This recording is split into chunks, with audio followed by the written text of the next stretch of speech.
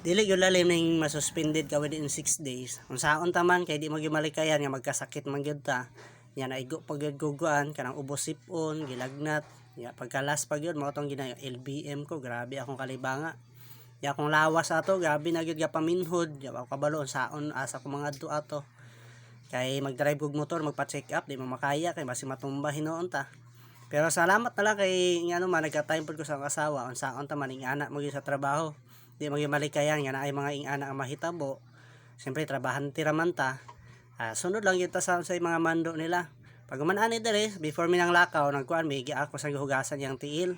Ya pagkakuan na gipukaw na ko siya nya akong kamera wa po ginako gi limpyuhan mao na blurred kaayo. Sayo pa lang sa buntag so nagihagad na ako siya nga manglakaw na mi. Kaya aron maka-exercise pa yung tiil. Pag ana klaro kayong kuan. Ang hubag sa mata kay bagong mata man diretso na migbaktas-baktas mga alas 6 na siguro ni sa buntag kayo, di pa kayo init ang adlaw. Mo na labi ang ating baktas po namo diri.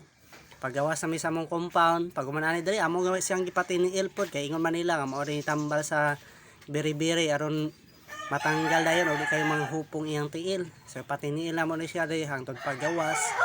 Exercise po ni kay aron mahilot po mga natanggal po ng mga panuhot dira sa tiil. Ya sayo pa sa buntag diri. May na lang kayang adlaw hinahinay na paggawas, painit pa sa kwan, painit pa sa tiil.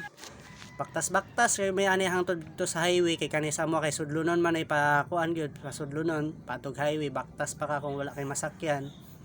So okay lang po ni, at least makatabang-tabang po ni ma-exercise po among mga lawas kay grabe luya na pod kaayo mi. Tungo lang sig higda rin sa balay. Hangtod sa niabot na mag-highway, gituyok yun among kuan na highway anay kalumpang. Kaya ano lang ma-exercise na, wag mainit-initan mi dire.